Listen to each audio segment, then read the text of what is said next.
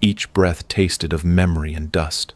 The wind carried faint murmurs of the crowd, some in mourning, others in fear. The same voices that once shouted, "Hosanna," now spoke only in hushed regret. Humanity had crucified hope, and now waited in darkness to see if it would rise again. Night came heavy upon the city. Torches flickered, revealing faces half hidden by grief. Nicodemus moved through the narrow streets, his arms burdened with jars of myrrh and aloes, each step an act of silent devotion. He did not speak, for words had no strength left, only the soft crack of his sandals against the stones and the fragile glow of his flame guiding him toward the tomb. Above, the sky was torn between moonlight and cloud, between morning and mystery. Every star seemed to hesitate before shining, as if the heavens themselves grieved. Inside the chamber, the air was thick with incense and sorrow. The sacred body lay still, wrapped in linen, a vessel of pain, yet touched by something eternal. Hands trembled as they sealed the fabric, each fold a farewell, each knot a promise that death would not speak the final word. The stone rolled, grinding against the earth, echoing into the valley like the roar of finality. Dust rose, catching in candlelight, and for a moment, the world seemed to exhale in surrender. But faith does not die easily. It lingers, like the last ember beneath the ashes. And even in silence, something unseen was stirring. Mary knelt before the tomb, her face pressed to the cold surface of the stone. Her tears left traces of light in the flicker of the flame, and her voice, though broken, carried eternity's weight. "My son," she whispered, but her words were not of despair. They were a prayer for what she could not yet see. The soldiers stood guard, their armor glinting faintly in the firelight. They were men of order, bound by duty, but even they felt the strange unease of that night. For in the still air of that sealed chamber, a peace too deep for understanding began to move. The earth beneath them held its breath. The night deepened, and somewhere beyond the stars, a promise began to wake. Dawn crept slowly across the horizon. The city stirred, unaware that history itself was waiting beneath a stone. Birds sang timidly, their voices trembling as if afraid to disturb the silence. And then, faintly, the first ray of light entered the tomb. It touched the linen, warm and golden against the pale fabric. The air shifted, the flame of a candle wavered and stood still. From that stillness, a whisper, not heard but felt, filled the chamber. Life returns. The light grew stronger, curling through the chamber like breath into lungs. The linen stirred just slightly, as though memory itself was awakening.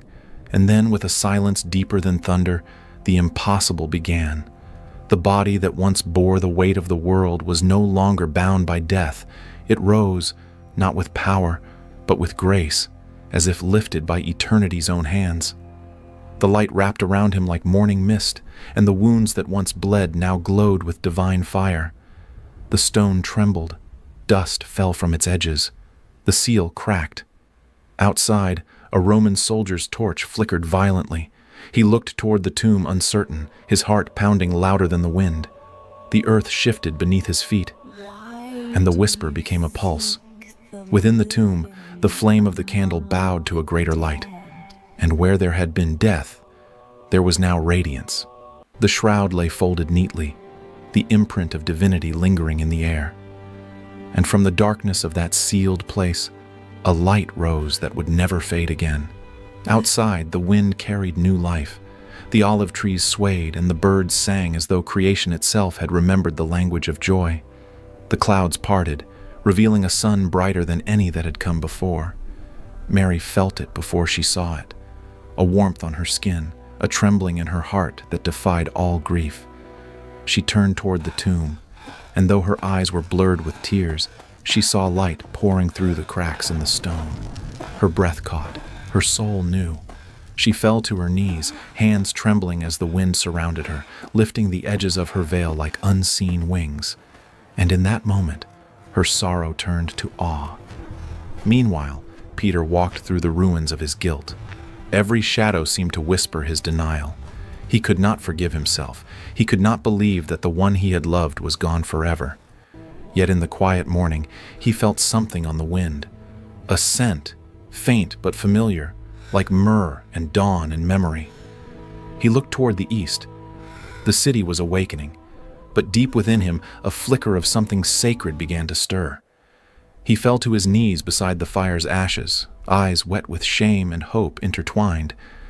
And as the first bird sang above the rooftops, he whispered into the wind, "If you can hear me, forgive me."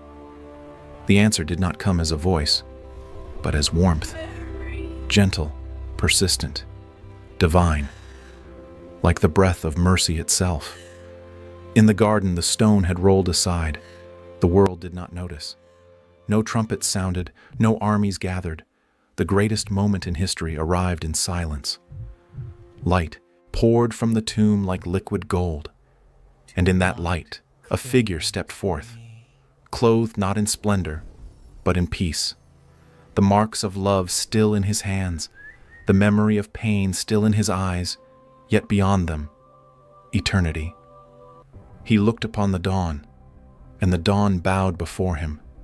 Every leaf glistened, every breeze sang his name. Life had conquered death, grace had found its voice. Words spread like wind through olive trees. The guards fled in terror, their torches falling to the ground.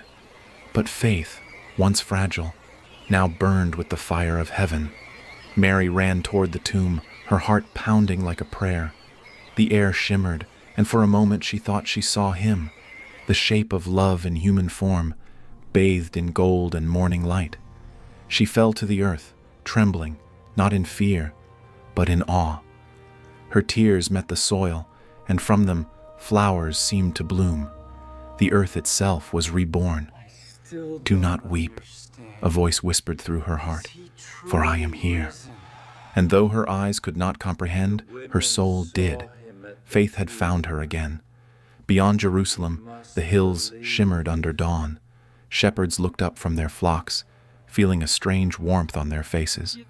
Children awoke to birdsong unlike any before. Even the rivers seemed to flow with gentler rhythm. Creation itself rejoiced, for the one who made it all had walked once more among the living.